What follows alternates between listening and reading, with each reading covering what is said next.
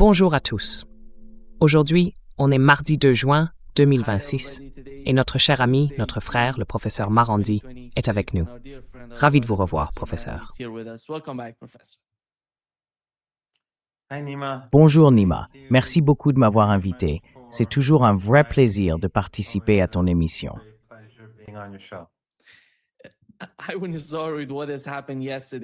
Je voudrais commencer par ce qui s'est passé hier. Tout le monde en parle. Israël a annoncé qu'il allait attaquer Dahiya, dans le sud de Beyrouth. On a vu beaucoup de gens quitter leur maison. Ils évacuent les habitants. Et puis l'Iran a déclaré que si Israël attaquait Dahiya, parce qu'il voulait littéralement tout détruire à Dahiya, c'est pour ça qu'ils avaient lancé ce genre d'avertissement à la population là-bas. Et ensuite, il y a eu la réaction iranienne. Alors, que s'est-il passé hier? Quelle est votre compréhension de ce qui s'est passé?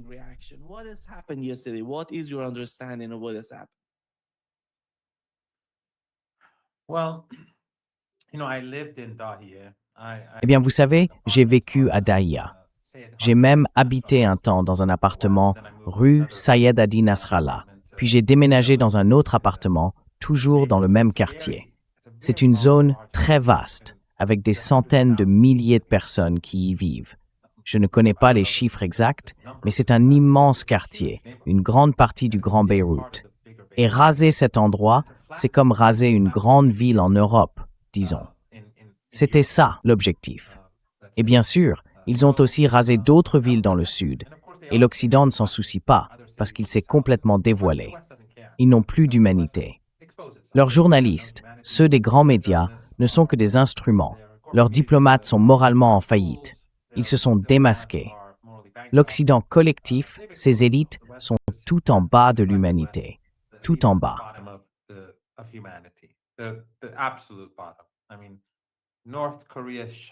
Je veux dire, la Corée du Nord brille comme une étoile comparée à ces gens-là.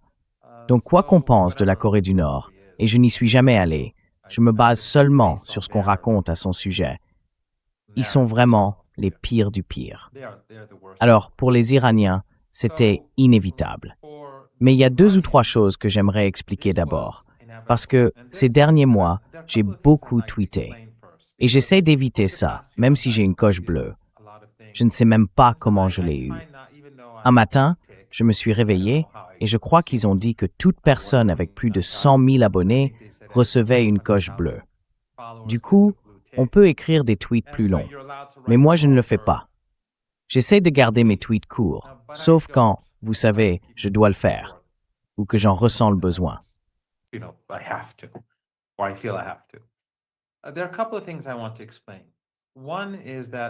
y a 2 choses que je veux expliquer. D'abord, la patience iranienne dépend de nombreux facteurs.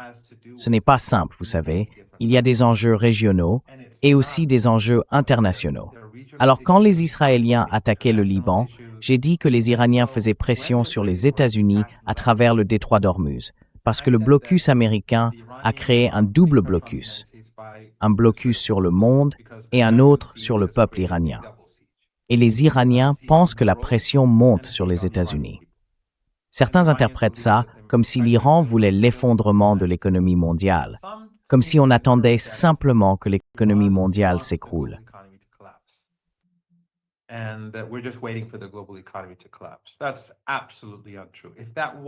C'est absolument faux.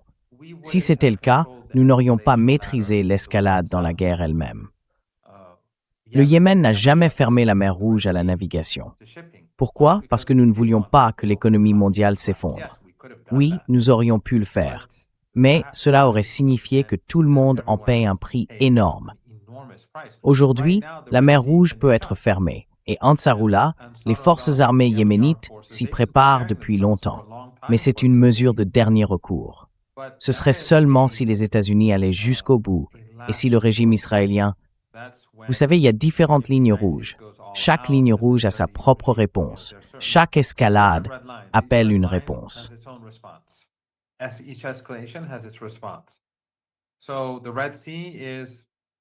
Donc, la mer Rouge, c'est disons une réponse d'un niveau supérieur. La prochaine guerre mènera probablement à la fermeture de la mer Rouge, parce qu'on s'attend ici à une escalade très rapide, fulgurante même. Mais ce n'est pas ce que veut l'Iran. Ce que veut l'Iran, c'est maintenir la pression sur les États-Unis jusqu'à ce que la tension devienne telle que les Américains comprennent qu'ils doivent forcer les Israéliens à arrêter. Ils auraient pu arrêter. Ils auraient pu le faire il y a 3 semaines. Ils auraient pu le faire il y a 4 semaines. Parce que la catastrophe économique qui nous attend et que les gens ne mesurent pas, moi y compris, enfin, c'est quelque chose qu'on ne saisit pas vraiment.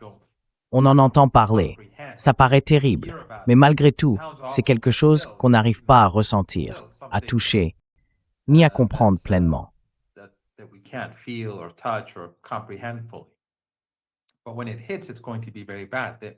Mais quand ça va frapper, ce sera vraiment grave. En Iran, on espérait que le régime Trump comprendrait qu'une catastrophe se profile et qu'il faut agir. Et je l'ai déjà dit plusieurs fois dans votre émission.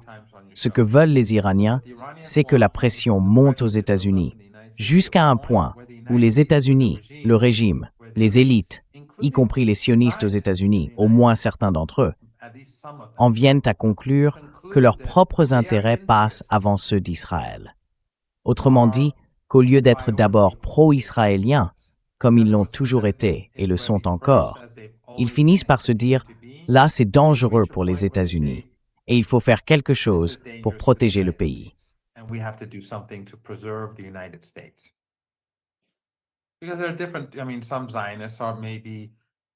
Parce qu'il y a différentes sortes de sionistes. Je veux dire, certains, comme ceux dont on entend souvent parler, sont des fanatiques, prêts à massacrer tout le monde. Et puis il y a d'autres sionistes qui sont plutôt occupés à faire des affaires. Ils sont pro-sionistes, bien sûr, mais ils préfèrent mener une vie tranquille et confortable à New York, à Manhattan, dans le Bronx ou ailleurs aux États-Unis. Donc, cette pression n'a pas pour but de faire s'effondrer l'économie mondiale. Elle vise à pousser les États-Unis à faire le bon choix. Les États-Unis ne l'ont pas fait et on en est arrivé au point où les Iraniens ont dit « ça suffit ».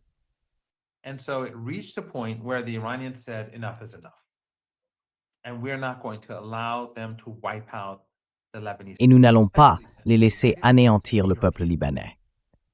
D'autant plus que les États-Unis et les Européens, les États-Unis et les Européens, ainsi que leurs ONG au Liban, sans oublier les Saoudiens, les Qataris et même d'autres que je préfère ne pas nommer, ont encouragé leurs ressortissants, les Émiratis présents au Liban, à ne pas laisser les réfugiés s'installer dans leur quartier. Les Européens, ces soi-disant défenseurs des droits de l'homme, ont poussé les chrétiens et d'autres communautés à refuser d'accueillir ces familles qui ont tout perdu. Et dans certains endroits, ça a marché.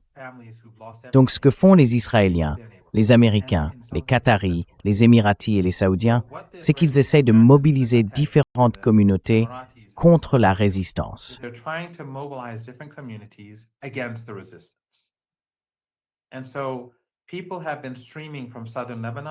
Alors, des gens fuient depuis le sud du Liban. Certains vont à Daïa, d'autres ailleurs, et certains n'ont tout simplement nulle part où aller. Du coup, certains ont dû retourner dans le sud et ils ont été massacrés. Ces gens-là, ces Européens et ces Américains, ont contribué à massacrer des familles, à créer du désespoir et une immense pauvreté. Des personnes qui vivaient dans leurs maisons, dans leurs villages, dans leurs villes du sud, et pas seulement dans l'extrême sud, mais aussi près de Beyrouth ou à l'est de Beyrouth, perdent tout.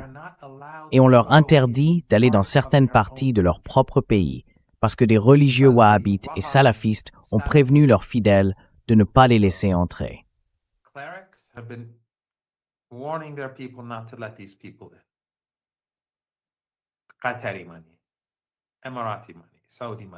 L'argent du Qatar, des Émirats, de l'Arabie saoudite et d'ailleurs. Parce que les ONG européennes, les ambassades occidentales, ont dit à la communauté chrétienne et à certains éléments de la communauté druze de ne pas laisser entrer les membres de la résistance dans leur quartier. Leur objectif, c'était de détruire cette maison, puis d'attaquer la Daïa. Et s'ils arrivaient à détruire la Daïa, qu'est-ce qui se passerait? Toute la communauté de la résistance se retrouverait dans le vide. Disons que la moitié du Liban n'aurait plus nulle part où aller, à l'intérieur même du pays. Beaucoup de gens se sont opposés à ces wahhabites, salafistes, takfiris, qui sont en réalité des agents de l'Empire. Tous, sans exception. C'est vraiment intéressant.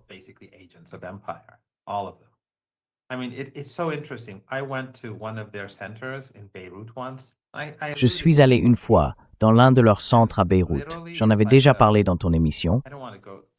Et franchement, c'était, je ne veux pas exagérer, mais ce n'est pas loin d'un complexe très cher. Un immense complexe, pas loin de la Daïa. J'y étais avec quelqu'un d'autre et on a parlé avec le responsable du centre. Il était d'une ignorance totale à propos de la résistance. C'est un Libanais, mais on aurait dit qu'il n'avait jamais mis les pieds à 2 kilomètres au sud de chez lui. Je ne me souviens plus exactement, peut-être 3 ou 4 kilomètres. Son ignorance, je veux dire, c'est un homme religieux, mais son ignorance de la religion, de ce que pensent les autres, de la politique, c'était vraiment sidérant.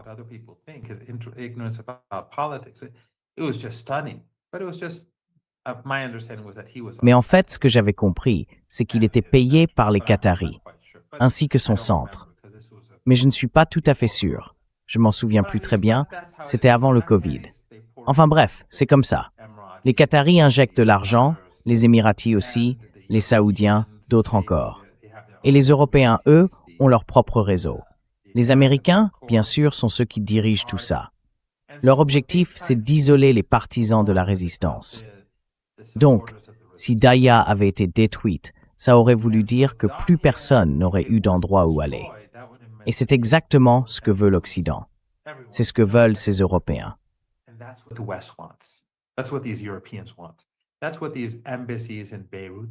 C'est exactement ce que ces ambassades à Beyrouth adorent voir. C'est subjectif, bien sûr, mais c'est ce que veulent les ambassades des régimes arabes à Beyrouth. Et c'est aussi ce que faisaient les Israéliens. Donc tous ces gens-là sont en pleine coordination. C'est une alliance souple, comme en Syrie. Oui, comme en Syrie. Ceux qui parlaient de la révolution bénie, ils ont utilisé le sectarisme pour faire avancer l'agenda américain. Mais en réalité, ça n'a jamais été une question de sectarisme. C'était un projet de la CIA au service d'Israël. Et maintenant, on voit que Jolani, eh bien, il est occupé à communiquer avec Trump, à voir comment il peut aider Trump à étouffer ou à coincer la résistance et à aider les Israéliens.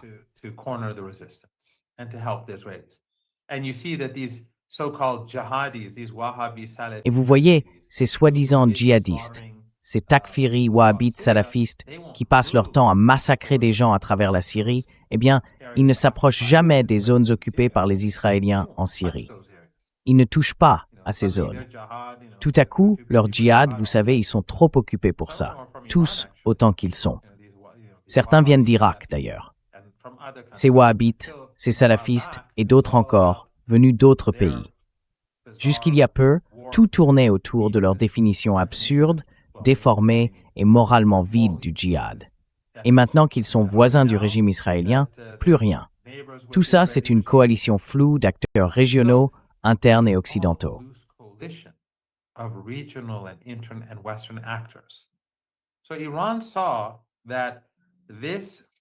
Alors, l'Iran a vu que l'incitation à mettre fin à la crise mondiale ne suffisait pas pour Trump, ni pour le régime de Trump.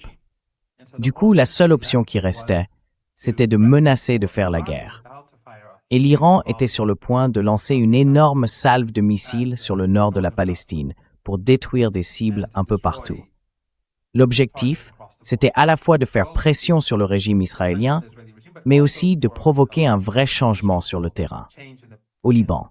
Et d'ailleurs, le Hezbollah libanais et ses alliés, et ils en ont, venant de différentes communautés, religieuses et autres, tout confondus, eh bien, ils se débrouillent très bien sur le champ de bataille. Et c'est justement ça qui provoque la colère. C'est pour ça que les Israéliens bombardent sans arrêt les villes, qu'ils anéantissent des familles et qu'ils massacrent.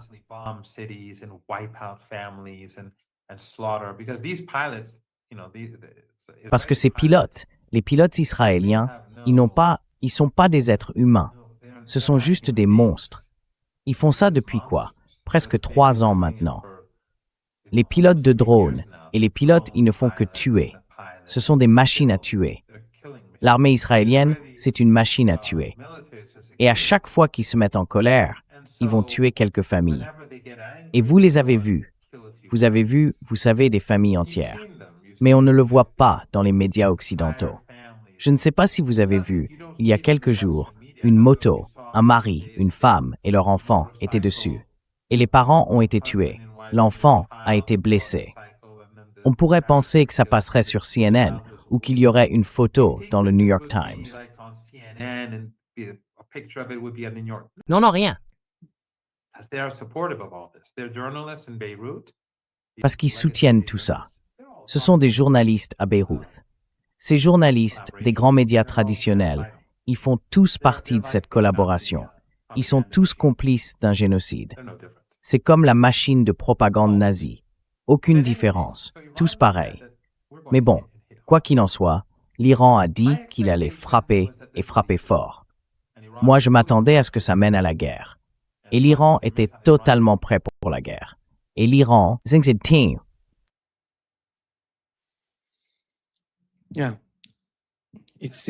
On dirait qu'on a perdu le professeur Marandi. Mais il va revenir. Ah, vous êtes de retour, professeur. D'accord. À quel moment j'ai été coupé? Oui, vous aviez dit que l'Iran allait attaquer. L'Iran était prêt pour une guerre totale.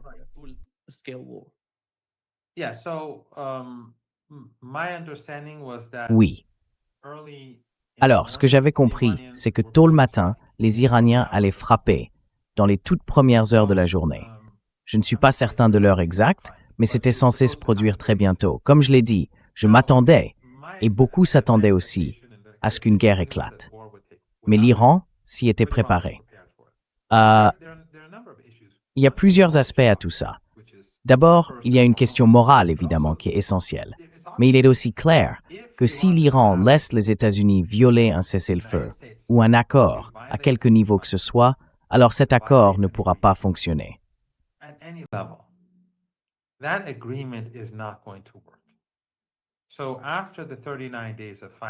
Alors, après 39 jours de combat, quand les États-Unis et le régime israélien ont lancé leur attaque éclair, leur guerre meurtrière, massacrant les enfants dans l'école et tout le reste, après ces 39 jours, quand tout s'est terminé et qu'un cessez-le-feu a été conclu, eh bien, immédiatement, à l'époque, Netanyahou a commencé à bombarder massivement Beyrouth. L'Iran, de son côté, a alors suspendu la mise en œuvre de l'accord. L'Iran devait autoriser ses navires supplémentaires, venant des pays qui avaient aidé les États-Unis dans le Golfe Persique, à passer par le détroit, mais il a arrêté. Pourquoi? Les questions morales sont bien sûr essentielles pour nous au sein de l'axe de la résistance. Tout cet axe a été créé pour soutenir le peuple palestinien face à l'ethnosuprémacisme.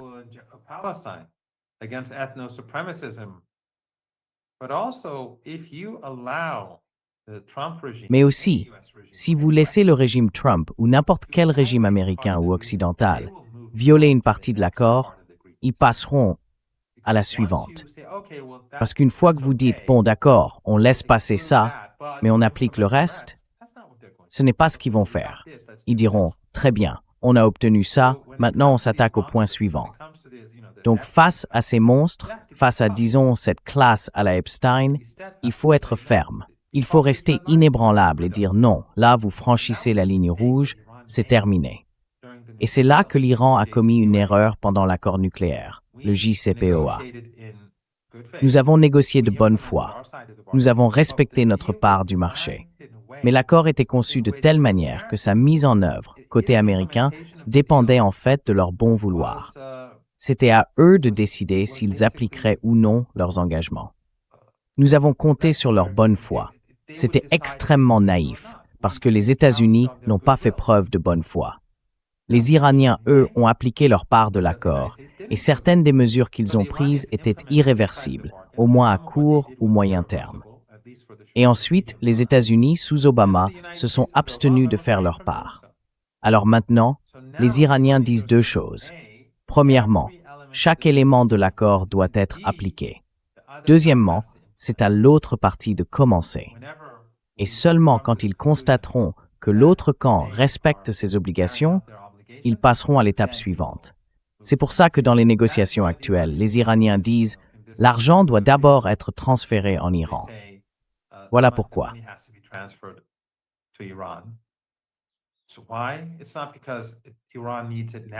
Ce n'est pas parce que l'Iran en a besoin maintenant, plutôt que dans 2 semaines. Les Iraniens savent très bien que si l'accord est appliqué, les Américains ne le feront pas. Et 2 semaines deviendront 2 mois, et rien ne se passera, exactement comme avec le JCPOA. Donc pour le Liban, la question morale est essentielle. Mais les Iraniens savent aussi que s'ils laissent les Américains et les Israéliens violer ces engagements sans réagir, tout l'accord s'effondrera sur la tête des Iraniens. Il y a une autre chose que je dois souligner. Et désolé pour cette longue explication, mais il y a quelques points importants à préciser. Une autre chose que les gens ne remarquent pas, c'est que depuis le début, les Iraniens répètent qu'il doit y avoir un cessez-le-feu dans toute la région. Et cela inclut Gaza.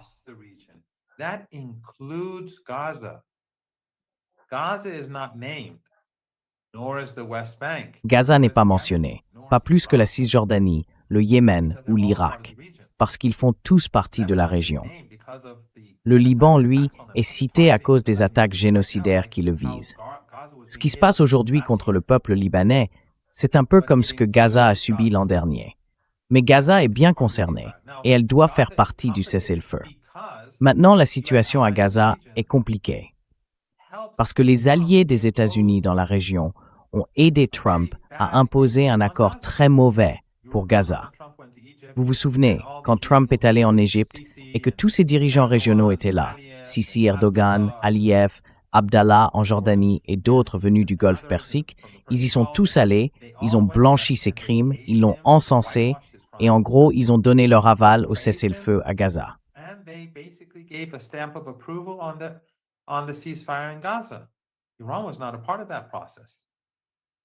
L'Iran ne faisait pas partie de ce processus, mais l'Iran ne s'opposerait jamais à une décision prise par le Hamas. Donc, il y a déjà un cessez-le-feu à Gaza. Et du coup, la marge de manœuvre de l'Iran à Gaza n'est pas si grande que ça, n'est-ce pas?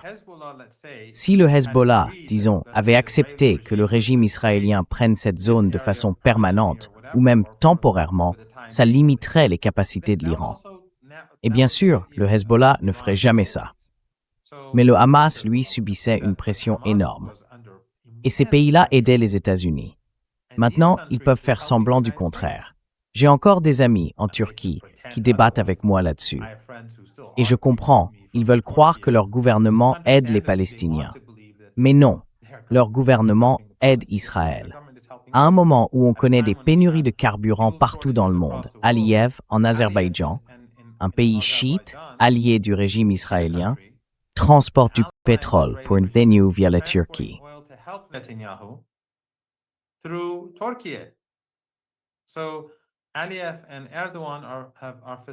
Donc, Aliyev et Erdogan facilitent le gouvernement de Netanyahou et le génocide à Gaza, au Liban, en Cisjordanie et tout ça. Bref, Gaza est bien concerné. Gaza n'a jamais été exclu. Mais à cause de cet accord, soutenu par ces régimes de la région, il est difficile pour l'Iran d'aller trop loin, parce qu'il y a déjà un accord sur lequel tout le monde s'est mis d'accord. Ils diront, le Hamas a accepté, les autres aussi, et maintenant vous essayez de le modifier. Alors, l'Iran veut s'assurer que cet accord soit respecté. Parce que depuis le cessez-le-feu, près de 950 Palestiniens ont été tués. Et ça, on ne le voit pas dans les médias occidentaux. On ne le voit qu'en ligne, grâce aux militants. Parce que les médias occidentaux ne veulent pas qu'on le sache. Tout comme ils ne veulent pas que les gens sachent que les Israéliens rasent des villes et des villages entiers au Liban.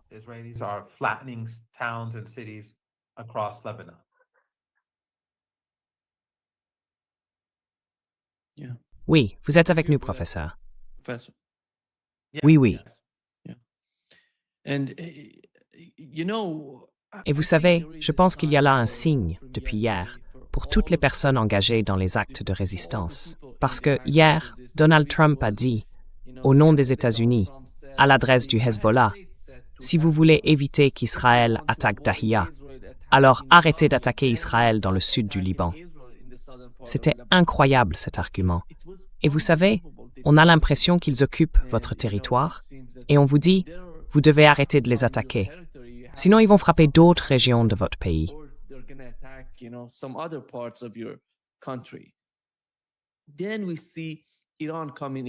Et puis, on voit l'Iran arriver et tout changer. Est-ce que ça va être l'attitude de l'axe de la résistance avec le temps? Parce que si on recule, comme on l'a vu, vous avez mentionné le cas de Gaza. Gaza, c'est un exemple très clair de ce qui s'est passé jusqu'à présent. Tout a été détruit. Des gens sont tués à Gaza en Cisjordanie chaque jour. Et l'Iran ne veut pas que ça arrive au Liban. Est-ce bien ça? Et comment l'axe de la résistance compte-t-il gérer une telle situation?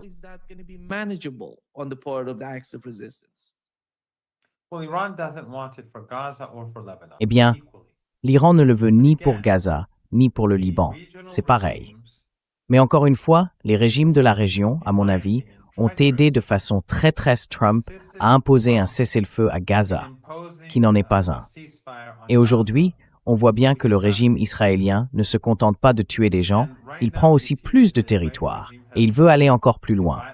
Netanyahou veut même pousser jusqu'à 70% de Gaza. Tout ça, c'est une violation, mais vous n'allez pas le voir dans le New York Times, ni dans The Guardian, ni dans le Washington Post, ni dans aucun de ces journaux-là. Donc les options de l'Iran à Gaza se limitent surtout à essayer de trouver un moyen d'arrêter le massacre des enfants, des femmes et des innocents. Ils sont tous innocents, mais vous voyez ce que je veux dire.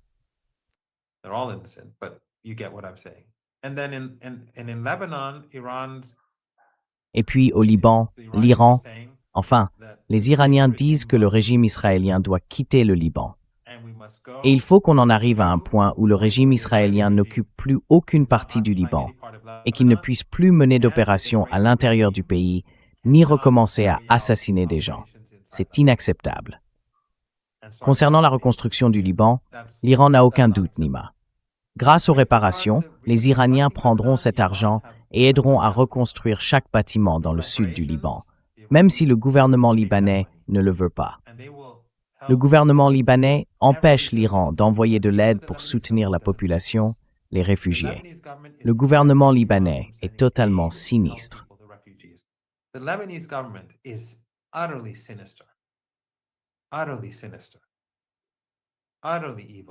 Totalement sinistre, totalement malfaisant.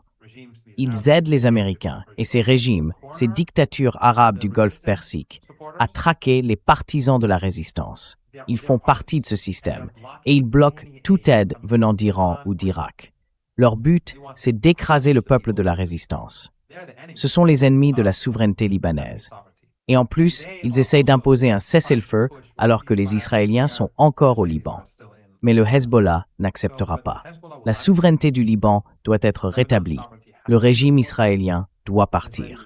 Et les Iraniens, grâce aux réparations qu'ils recevront, reconstruiront à la fois l'Iran et toutes les zones détruites au Liban. Chaque bâtiment, chaque maison sera rebâtie.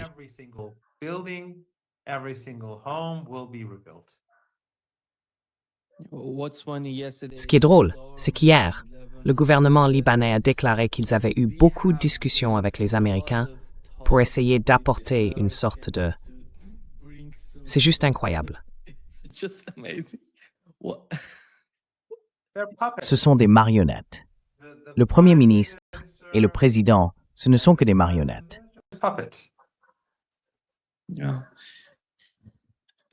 Oui.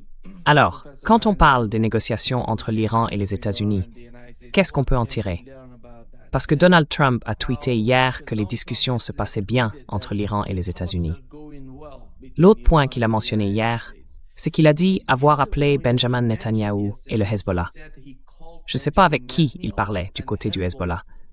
Il disait qu'il parlait avec l'Iran et il a dit le Hezbollah.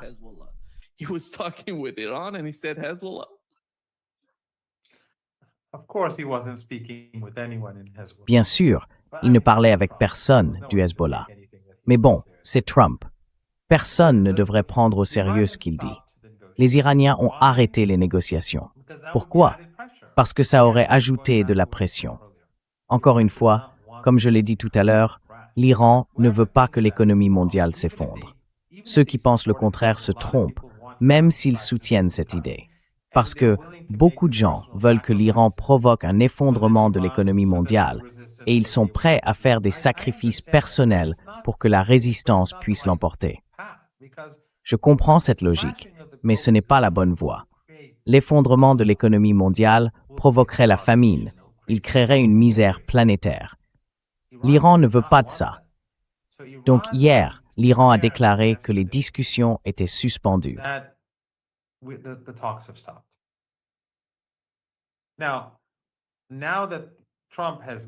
Alors, maintenant que Trump a fait cette déclaration, en gros, en forçant les Israéliens à arrêter.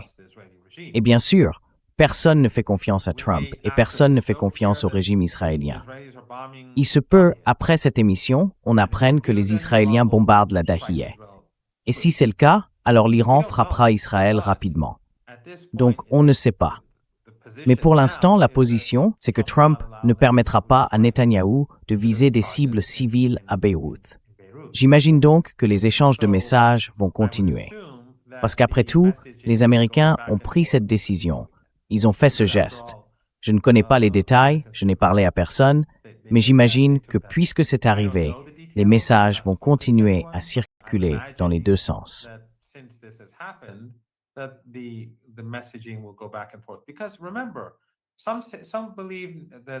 Parce que souvenez-vous, certains pensent qu'un accord est impossible. Je ne rejette pas du tout cette idée. D'autres pensent que c'est possible. Je n'en sais rien.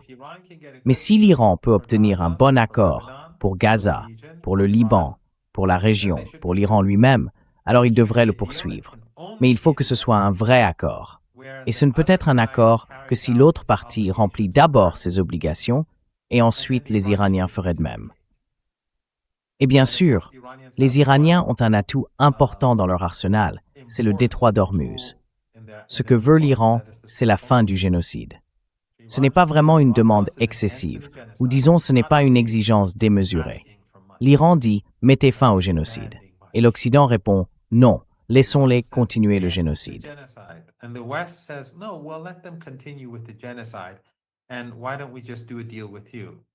Et pourquoi on ne ferait pas simplement un accord avec vous?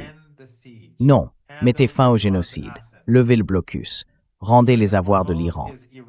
Le détroit d'Ormuz fait partie des eaux territoriales iraniennes et omanaises. Et nous obtiendrons nos réparations à travers nos eaux territoriales qui sont utilisées. Si ça ne vous plaît pas, il ne fallait pas commencer la guerre. Et en plus de ça, l'Iran n'autorisera plus jamais que le Golfe Persique serve de base militaire pour mener des attaques contre l'Iran ou contre le Yémen, comme cela a été fait auparavant. Tous ces régimes ont aidé les Saoudiens et les Américains au Yémen. Tous. Le Qatar aussi.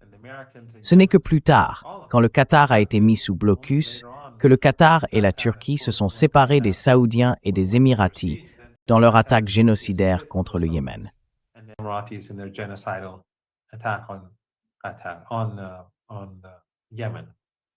Mais la guerre américaine au Yémen a aussi été menée avec l'aide de ces régimes, du Qatar, de leur base, le CENTCOM, et ainsi de suite. En Syrie, en Irak, l'invasion de l'Irak. Le seul pays de la région à s'y être opposé, c'était l'Iran. Et l'Iran, bien sûr, quand les États-Unis sont intervenus, a commencé à s'infiltrer, comme en Afghanistan. Mais quoi qu'il en soit, l'Iran ne va pas permettre que le Golfe Persique devienne une zone militaire utilisée par les Américains contre les pays de la région. Ce ne sont pas des exigences folles. Mais pour l'Empire, ce qu'on dit là, pour eux, c'est complètement insensé. Comment quelqu'un pourrait-il réclamer la justice? Nous, non. Nous donnons ce que nous voulons. Nous prenons ce que nous voulons.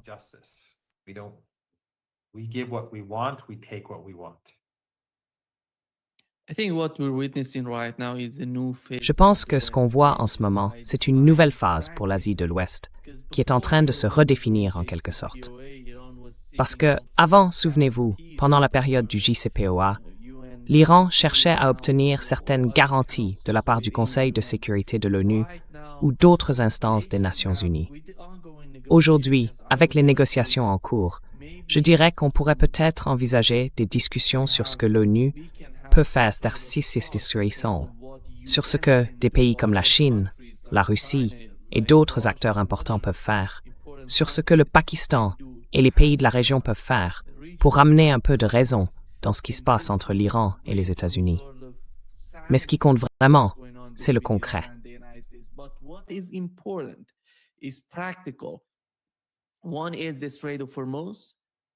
D'abord, il y a ce taux, cette mesure essentielle pour garantir que l'accord avance et qu'il fonctionne pour les deux parties.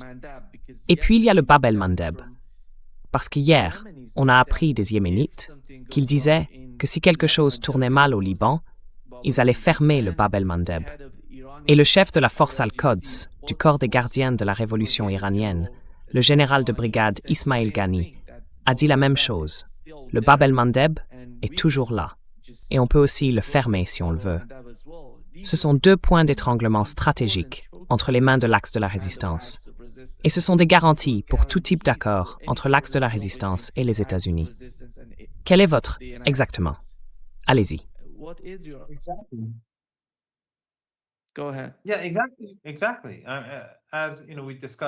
Oui, exactement. Exactement.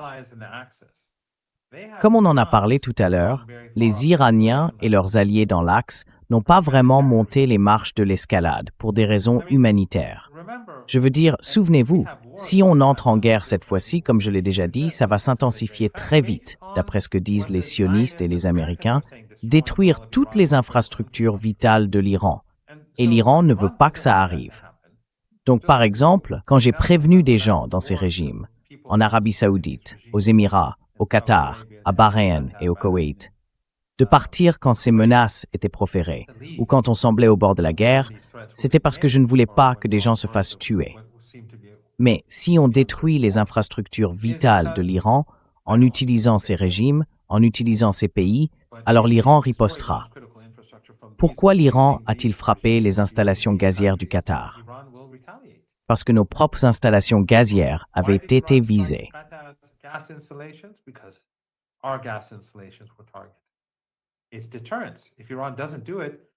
C'est de la dissuasion. Si l'Iran ne le fait pas, ils détruiront tout. Ils ne céderont pas. Ils n'ont aucune humanité, cette classe Epstein. Zéro humanité. Ils ont commencé la guerre en assassinant 168 petites filles. Et les médias occidentaux s'en sont moqués. Les organisations de défense des droits humains, toutes financées par la classe Epstein. Toutes ces organisations occidentales, d'où croyez-vous qu'elles tirent leur argent? Et ces organisations féministes, toutes ces ONG, vous pensez qu'elles sont financées par qui? Par des ouvriers d'usines dans l'Ohio? Ou par des agriculteurs, je ne sais pas, en Europe du Nord? Bien sûr que non. Ils reçoivent ça, ces puissantes ONG. Ils sont tous, consciemment ou non, en train de travailler. Enfin, je ne veux pas dire que ce sont tous des agents, mais dans l'ensemble, ils agissent dans l'intérêt, ou plutôt leurs organisations agissent dans l'intérêt de l'Empire. Donc, l'Iran ne veut pas, et cette fois, s'il y a une guerre, regardez ce qui s'est passé. Ils ont tué presque 3500 Iraniens. Combien d'Arabes et de travailleurs du Golfe Persique sont morts dans cette guerre? Même pas 20. Pourquoi? Parce que l'Iran a fait attention à ne pas tuer de civils, même si ces pays étaient profondément impliqués. Et donc, mes avertissements, au fond, c'était aussi pour dire « sortez de là ».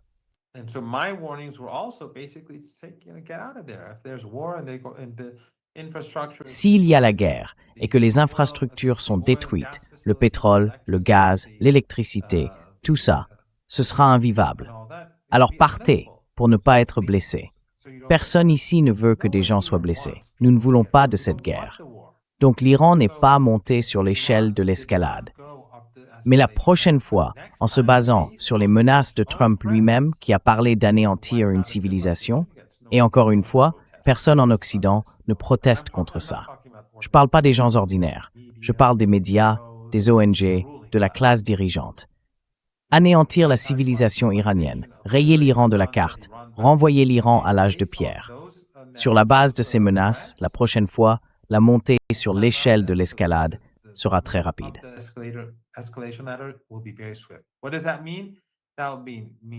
Qu'est-ce que ça veut dire? Eh bien, ça veut dire qu'il n'y aura plus de pétrole ni de gaz venant de notre région, évidemment. En ce moment, vous savez qu'entre 25 et 30 navires passent chaque jour par le détroit d'Ormuz. Les pays amis de l'Iran, ou du moins ceux qui n'ont pas participé à la guerre contre l'Iran, pourront continuer à l'utiliser. Le Bab el-Mandeb, lui, sera fermé. En Irak, la résistance se lèvera. Ce sera une situation totalement différente. Ce sera catastrophique pour le monde, et nous pouvons le faire dès maintenant. Mais nous ne voulons pas que l'économie mondiale soit détruite. Nous voulons la fin du génocide en Asie de l'Ouest, et nous voulons que la vie continue normalement pour les gens ordinaires, partout dans le monde et dans la région.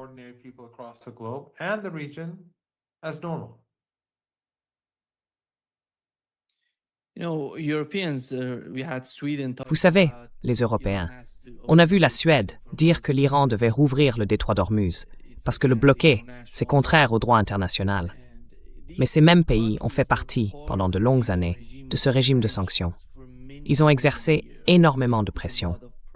Vous savez, ces enfants en Iran, atteints de cette maladie rare, un peu comme la maladie des papillons, ils ne reçoivent pas les bons traitements. Par exemple, certains de ces médicaments viennent de Suède, mais à cause des sanctions, ils n'y ont pas accès. Et maintenant, ces pays demandent la même chose. Alors l'Iran a quelque chose à dire à ces pays européens, à ces pays qui participent ou facilitent la pression sur l'économie iranienne et sur le peuple iranien.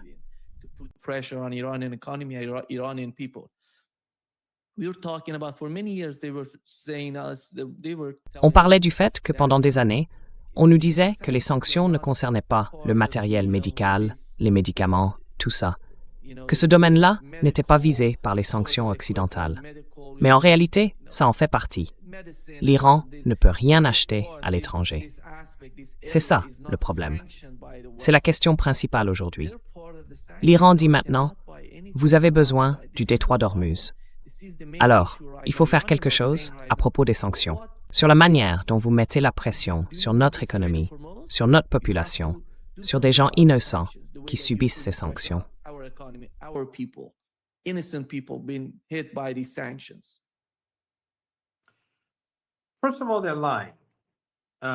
D'abord, ils mentent. Ces choses-là sont bien incluses dans les sanctions. Prenons un exemple. L'Iran veut acheter du matériel pour les hôpitaux. Et eux, ils qualifient une grande partie de ce matériel de double usage, juste pour empêcher son exportation vers l'Iran. Et ensuite, ils bloquent aussi l'entrée des médicaments. Beaucoup de sociétés pharmaceutiques disent aux Iraniens « on ne peut pas travailler avec vous », simplement parce qu'elles veulent éviter tout risque. Et puis, quand l'Iran cherche à coopérer, il s'adresse aux banques, et les banques répondent « on ne peut pas vous aider ». Les Iraniens disent « mais ces produits ne sont pas sanctionnés ». Et on leur répond « les Américains et les Européens ont décidé de tout bloquer, d'une manière ou d'une autre. » Mais ils peuvent toujours prétendre « non, non, non, on exclut les médicaments ». C'est faux. Ils mentent. Ils essayent d'empêcher les médicaments d'entrer en Iran. Ils escomptent quand tuer les enfants. Regardez Gaza.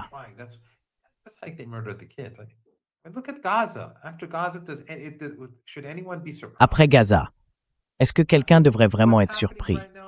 Après ce qui se passe en ce moment au Liban, ils massacrent des enfants tous les jours. Pourquoi est-ce que ça surprendrait encore quelqu'un? Mais c'est pas seulement ça, Nima. Pendant la guerre de 12 jours, ces pays européens ont soutenu la guerre. Pendant cette guerre aussi, ils ont soutenu la guerre. Ils ont condamné l'Iran pour une soi-disant agression contre l'Iran. C'est comme, tu vois, c'est comme un monde dystopique. C'est pour ça que je dis qu'ils sont au plus bas de l'humanité. Je préfère le gouvernement nord-coréen, quel qu'il soit, à n'importe lequel de ces gouvernements européens. N'importe lequel, tout sans exception. L'Australie, la Nouvelle-Zélande, ce club-là et le Canada. Je préfère n'importe quel autre gouvernement au leur. Je préfère Cuba. Tu sais quoi? Je préférerais vivre à Cuba plutôt que d'aller payer des impôts à ces régimes-là.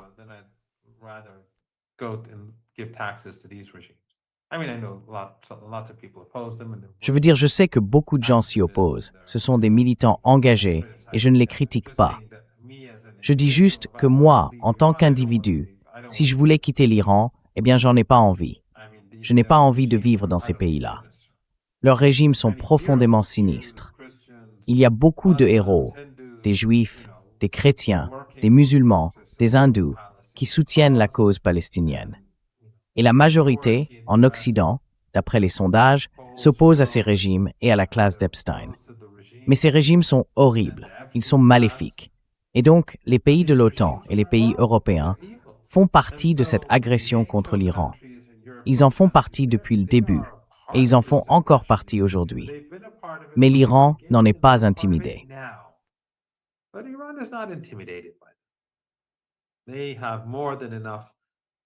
Ils ont déjà bien assez à gérer avec l'Ukraine. Et en plus, ils sont en train de détruire leurs propres économies. Leurs économies sont toutes en train de s'effondrer. Je pense que beaucoup de ces gouvernements vont finir par être écartés du pouvoir. Regardez les taux d'approbation du chancelier allemand, du président français ou du premier ministre britannique. Même l'opposition, même les mouvements d'extrême droite qui veulent arriver au pouvoir, dans bien des cas, ils ne feront pas mieux. Ils ne peuvent pas inverser cette tendance, parce que eux non plus ne vont pas adopter des politiques raisonnables. La situation va juste continuer à se dégrader encore et encore, jusqu'à ce que des gens sensés prennent les rênes dans ces pays et amorcent un vrai changement. J'espère que ça arrivera un jour, mais pour l'instant, ce n'est pas le cas.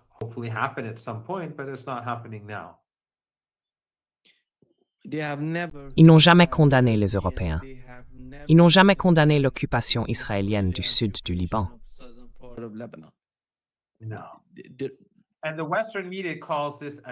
Non. Et les médias occidentaux appellent ça une incursion.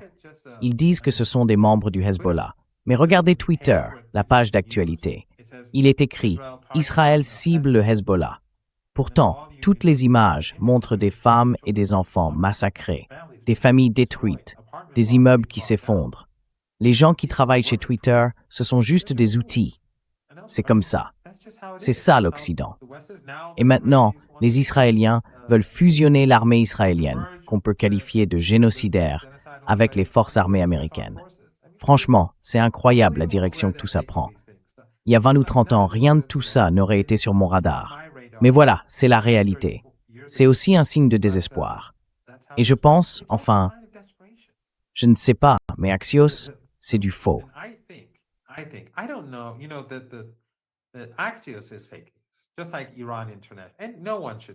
Exactement comme Iran International. Et personne ne devrait même pas regarder Iran International, ni les suivre.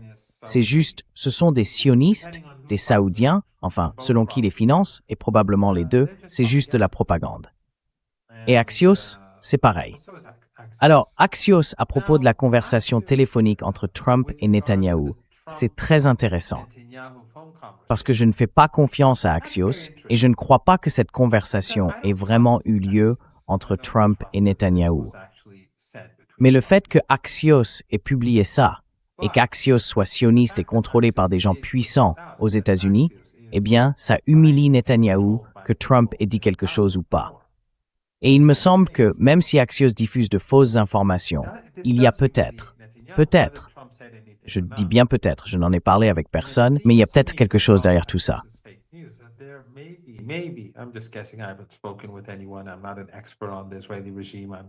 Je ne suis pas un expert du régime israélien. Je connais bien moins de choses sur le sionisme et sur ce qui se passe aux États-Unis que beaucoup de vos autres invités. Donc vous savez, peut-être que je me trompe complètement. Les gens devraient donc prendre ce que je dis avec beaucoup de prudence. Mais sur ce sujet au moins, peut-être sur tout d'ailleurs, je ne prétends pas être une autorité en quoi que ce soit. Cela dit, il y a peut-être, au sein de la classe sioniste, parmi ceux qui détiennent le pouvoir, des gens qui pensent qu'il est temps de se débarrasser de Netanyahou. Peut-être que ça fait partie d'un ensemble plus large. Je ne sais pas si c'était vraiment le cas, parce qu'on a vu tellement de mensonges venant d'Axios et d'autres. Biden et Netanyahou, Biden essaierait de mettre fin à tout ça, et puis, au final, on découvre que tout ça, c'était faux. Il a dit la même chose à propos de Joe Biden, qui a appelé Benjamin Netanyahu.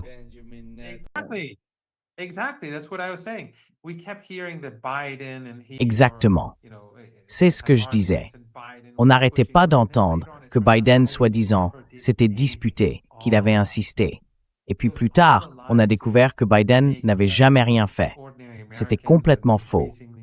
Tout ça, c'était un mensonge pour tromper les Américains ordinaires. Et de plus en plus, ceux qui avaient voté pour le Parti démocrate et qui sont en colère afin de les faire taire ou de les garder dans le camp du régime Biden. Donc, il n'y a absolument aucune raison de croire quoi que ce soit de ce que dit Axios. Cela dit, le simple fait que ce soit sorti et que les médias israéliens aujourd'hui s'en prennent violemment à Netanyahou, et je suis sûr que vous suivez ça, eh bien, évidemment, ses alliés de la coalition et ses criminels s'en prennent tous à lui.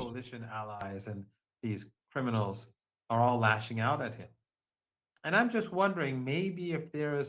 je me demande peut-être s'il n'y a pas une décision prise parmi cette classe de milliardaires puissants, cette classe à la Epstein, aux États-Unis. Parce que Netanyahou leur a fait du tort, et eux aussi se sont fait du tort, depuis 2 ans et demi maintenant.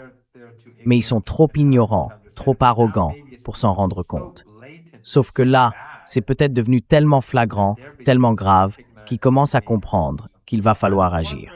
Alors je me demande, peut-être que cette conversation n'a jamais eu lieu, peut-être qu'elle n'a pas eu lieu du tout, mais que ce média de fausses informations l'a diffusée pour une raison. Et cette raison, ce serait que des gens puissants envisagent d'une manière ou d'une autre de se débarrasser de Netanyahou.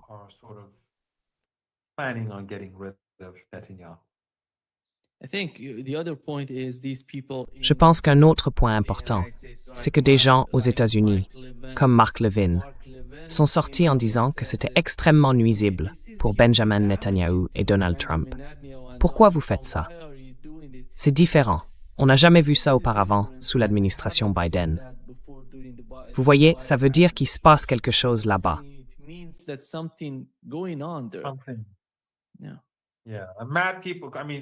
Oui, des gens fous. Je veux dire, c'est l'un des hommes les plus maléfiques de cette planète.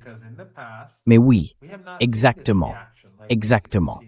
Parce que dans le passé, on n'a jamais vu une telle réaction, ni dans la presse hébraïque, ni, comme tu le dis aux États-Unis, sa réaction à lui. Alors, est-ce que tout ça s'est vraiment passé ou pas? Je n'en sais rien. Mais je reste plutôt sceptique à cause de Biden. Et même avant ça, juste avant la guerre de 12 jours, si tu te souviens, on disait que Trump et Netanyahou avaient de grosses divergences, que Trump voulait laisser une chance aux négociations d'aboutir, et puis ils ont attaqué l'Iran. Donc tout ça, c'était du faux. C'est pour ça que je suis très sceptique. Mais c'était quand même une déclaration importante, blessante pour Netanyahou. Et on voit bien, comme tu l'as justement remarqué, qu'aux États-Unis, mais aussi dans la presse hébraïque, il se passe certaines choses.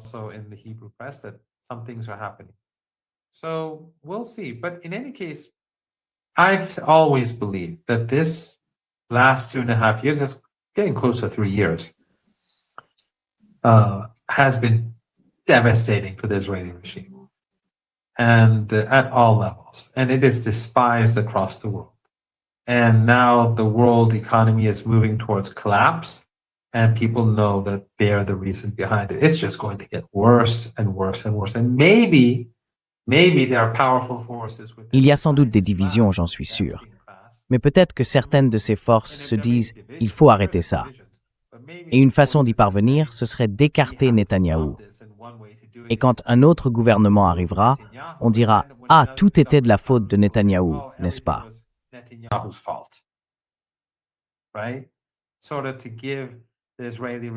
En quelque sorte, c'est pour donner au régime israélien une occasion de se réhabiliter.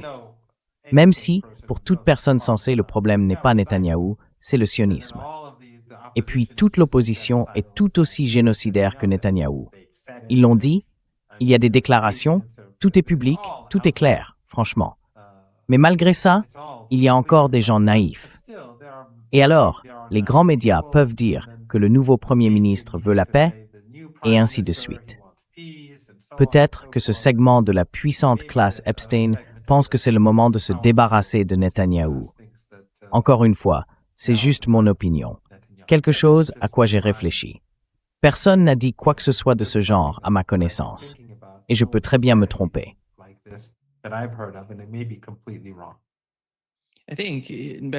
Je pense que Benjamin Netanyahou croyait que l'attaque contre l'Iran marquerait la fin des actes de résistance, qu'ils allaient les anéantir là tout de suite. Mais en réalité, c'est exactement le contraire qui se passe.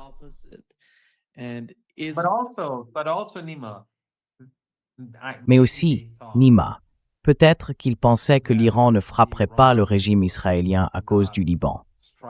Pourtant, c'était évident comme le jour que l'Iran le ferait. Il n'y avait pas la moindre chance que l'Iran les laisse détruire la Dahiya. Mais peut-être qu'ils se sont dit encore une fois, et pardon de t'interrompre, comme tu l'as justement rappelé, pendant la guerre de 12 jours, ils pensaient que l'Iran allait s'effondrer. Ils auraient dû en tirer une leçon, mais non.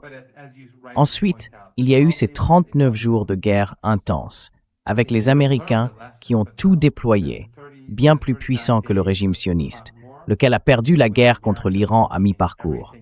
C'était déjà clair qu'ils étaient en train de perdre au milieu de la guerre de 12 jours. Et après tout ça, ils ont échoué. On pourrait croire qu'ils auraient appris quelque chose. Mais non.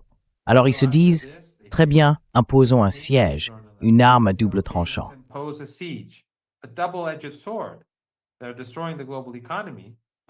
Ils sont en train de détruire l'économie mondiale. Mais imaginons qu'ils s'effondrent à nouveau. C'était évident que ça n'arriverait pas. Et maintenant, c'est tout aussi évident que s'ils relancent la guerre, ils la perdraient. Et c'est clair que s'ils attaquent Dahiya ou s'ils poussent la guerre au Liban au-delà d'un certain point, l'Iran riposterait. Tout ça est très clair. Mais je me demande vraiment, vous savez, on a toujours pensé que la Hasbara sioniste et leur propagande, que les grands médias reprenaient, étaient d'une efficacité redoutable. En réalité, ils sont lamentables. Et on nous a toujours dit à quel point le Mossad était extraordinaire. Enfin, pas dans le bon sens du terme, mais qu'ils étaient très compétents, très capables. Aujourd'hui, je me pose des questions. Ces gens-là me paraissent franchement stupides. Ils sont incapables de faire des évaluations correctes.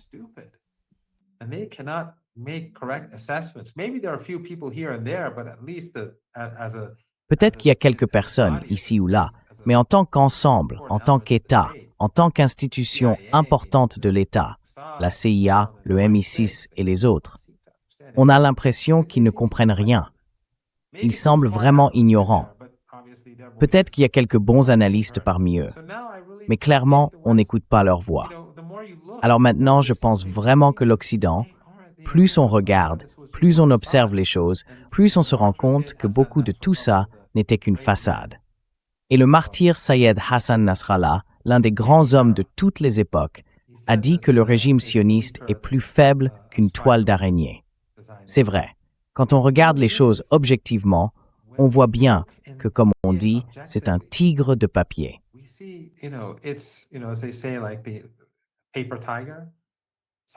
En réalité, ils sont tous bien plus faibles qu'on ne le pense. Mais c'est justement cette aura de pouvoir et d'invincibilité qui leur permet de le faire. Je pense que la seule chose qu'ils savent faire, c'est tuer et assassiner des gens, surtout des civils. C'est la seule chose qu'ils font bien. Il n'y a aucune stratégie. La seule chose que les journalistes occidentaux savent vraiment faire, c'est détourner l'opinion publique de ces sujets. Enfin, je parle des grands médias traditionnels, des médias d'entreprise, appelez-les comme vous voulez. Oui. Merci beaucoup, professeur Marandi, d'avoir été avec nous aujourd'hui. C'est toujours un grand plaisir, un vrai plaisir d'être dans votre émission. Merci de m'avoir invité.